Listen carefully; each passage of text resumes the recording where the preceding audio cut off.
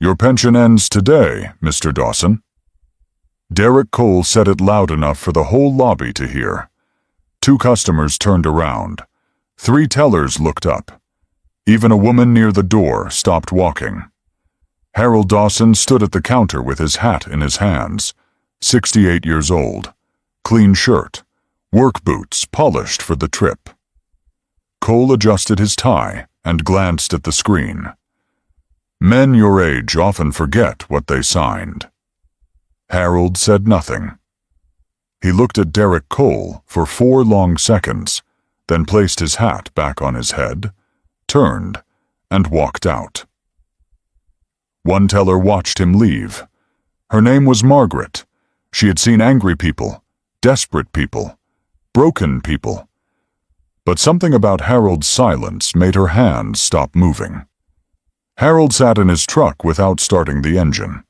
40 years of pension deductions, 40 years of early mornings, bad winters, sore backs, and missed holidays. Erased in less than a minute. He finally started the truck and drove home. Ruth saw his face before he spoke. She looked from him to the kitchen table. 3 medicine bottles, 1 unpaid bill, $340 due in 7 days. "They stopped the pension," Harold said. Ruth stayed quiet. "What do you mean stopped?" "They said I was never enrolled." She stared at him for a moment, then nodded toward the basement door. "Go check the toolbox." The basement was cold and dim. A single bulb hung above an old workbench his father built years ago. In the corner sat a red metal toolbox covered in dust. Harold knelt down and opened the latch. Inside was a folded yellowed paper. He opened it carefully. First Valley Bank, pension enrollment form. March 14th, 1974. Signed, stamped, active. Harold reached deeper into the box. Old paycheck stubs, one after another. Each one carried the same line. Pension contribution deducted. Every month, every year, every payment the bank now claimed never existed. Harold closed the toolbox, carried it upstairs, and placed it on the kitchen table. Ruth looked at him. Harold met her eyes. They lied. Derek Cole had been branch manager for 7 months, long enough to learn one thing. Older people rarely fought back. First Valley Bank had been bought by a company called Meridian Capital. New owners, new rules, new targets. Every quarter, branch managers were rewarded for cutting what the company called legacy costs. Old pensions, old accounts, old promises.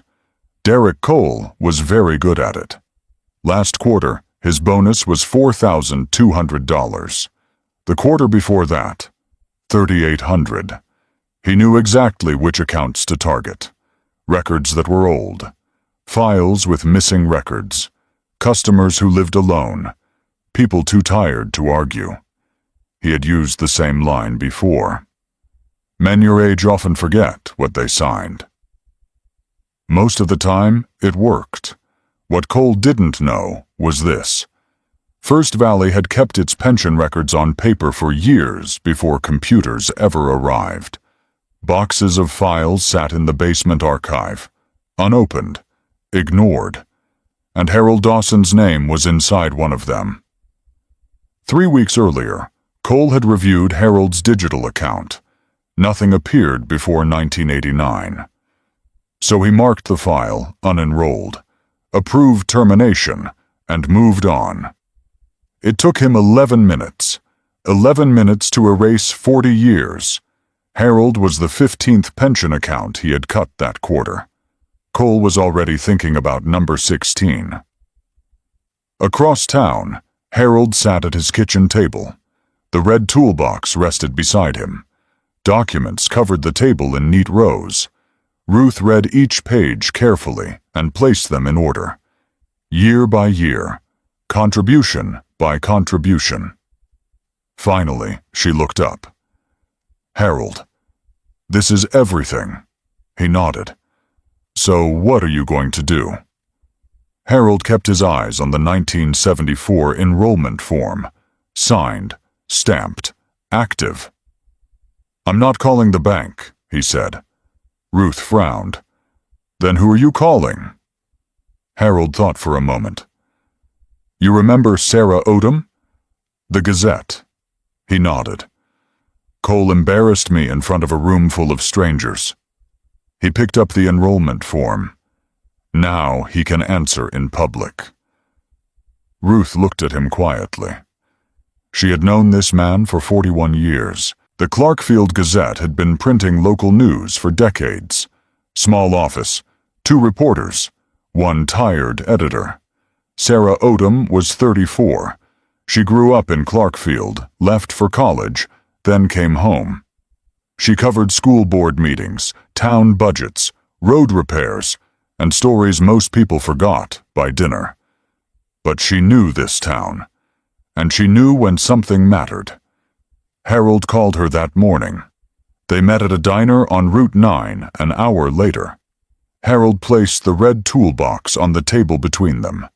Sarah looked at the box, then at him. Open it, Harold said. She spent the next 40 minutes reading every page. Enrollment forms, pay stubs, contribution records, dates, signatures, stamps. Twice she went back to the first document. Finally she looked up. How long did you work there, Mr. Dawson? 40 years. And they told you there was no record? Harold nodded. In front of a full lobby, he said.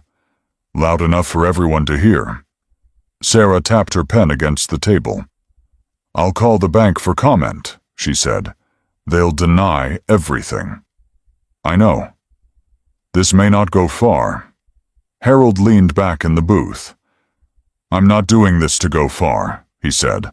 I'm doing it because a man stood in public and acted like 40 years of my life meant nothing. Sarah studied him for a moment. Then she closed her notebook. I'll have it ready by Thursday. The story ran, Friday morning. Bank erased farmer's 40-year pension. He had every document, the paperwork, the timeline, and 2 witnesses who heard Derek Cole in the lobby. By noon, it was the most read story on the Gazette website in years. By 3 o'clock, the comments had started. This happened to my father. Same bank.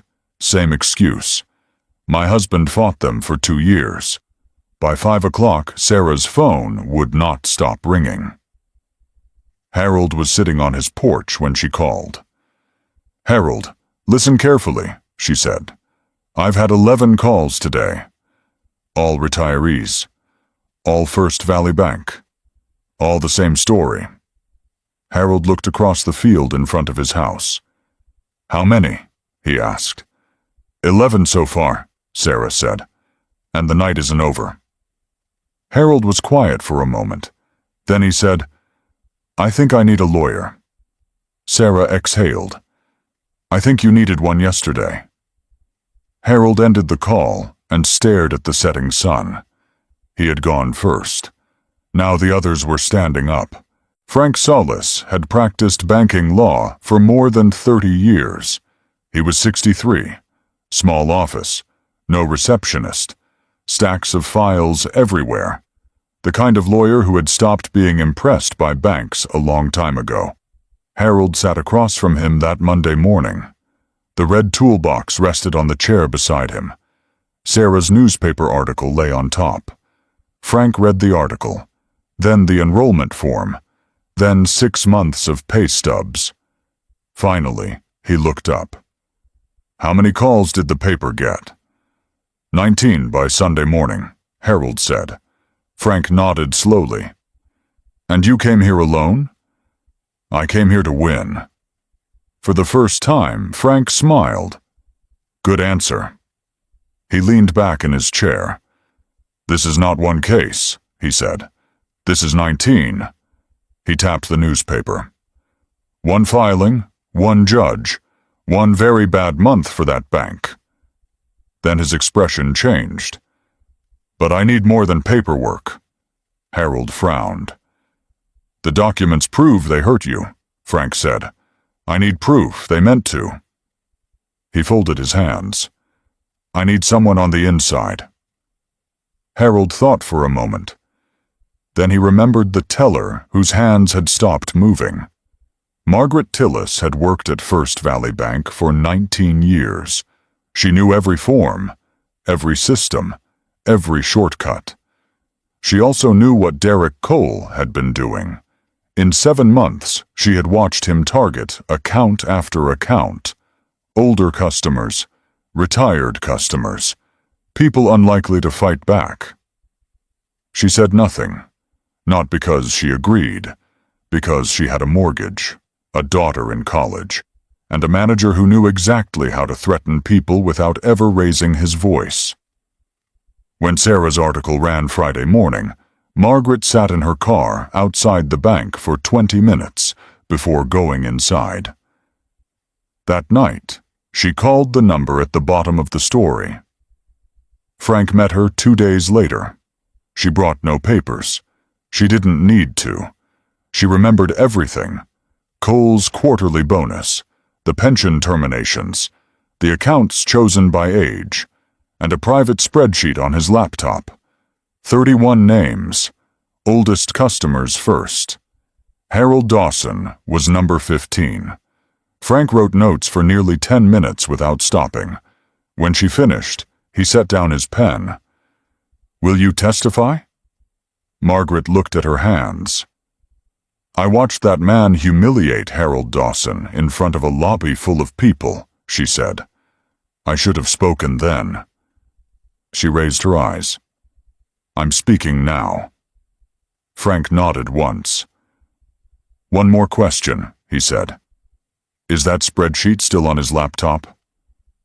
"As of last Friday," Margaret said. "Yes." Frank picked up his pen again. "Good," he said. "Then we're going to ask a judge to save it before they erase it." 3 weeks later, Frank filed the lawsuit. 19 retirees, more than $2 million in claims, and a court order request for every record tied to Derek Cole.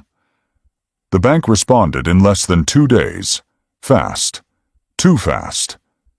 Frank read their response, then smiled. They already knew what was on that laptop, and they were terrified someone else was about to see it. The hearing took place on a Thursday morning in April. Federal court in Nashville. Small room, wood-paneled walls, American flag in the corner. Cole arrived with 3 lawyers, pressed suit, perfectly combed hair. The same confidence he carried into every room. He never looked at Harold. Harold sat beside Frank Solis, hands folded, hat resting on the chair beside him. Ruth had ironed his shirt that morning. Judge Patricia Warren entered, reviewed both tables, and took her seat. "Let's begin." Frank stood first. "Your Honor, we submit the following evidence." He placed Harold Dawson's pension enrollment form on the table. March 14th, 1974.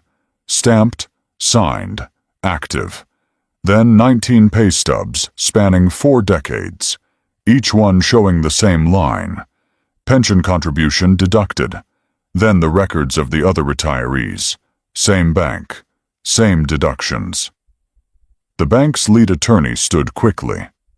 "Your Honor, these are unverified legacy RICs." Judge Warren cut him off. "Those documents carry your client's stamp and signature."